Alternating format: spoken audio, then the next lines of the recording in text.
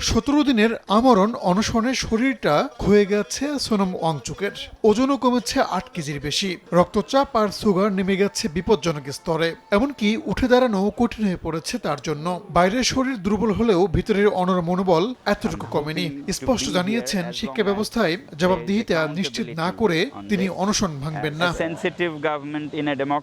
গত মাসের শেষের দিকে দিল্লির যন্তর মন্তরে আমরণ অনশন শুরু করেন শিক্ষাবিদ ও পরিবেশ কর্মী সোনম ওয়াংচুক। প্রশ্ন ফাঁস কেলেঙ্কারির প্রতিবাদ এবং ভারতের কেন্দ্রীয় শিক্ষামন্ত্রী ধর্মেন্দ্র প্রধানের পদত্যাগের দাবিতে ককরোচ জনতা পার্টি আয়োজিত বিক্ষোভে সংহতি জানিয়ে অনশন চালিয়ে যাচ্ছেন তিনি।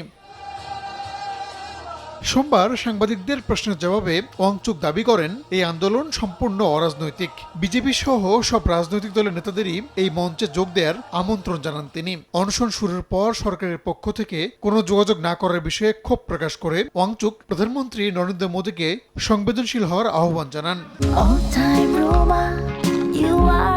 All time Roma. Taste it, love it.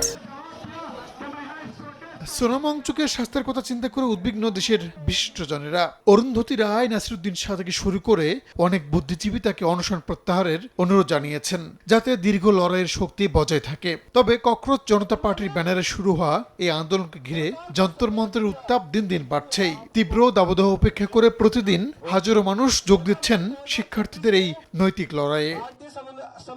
Rahanul Rana, সময় সংবাদ।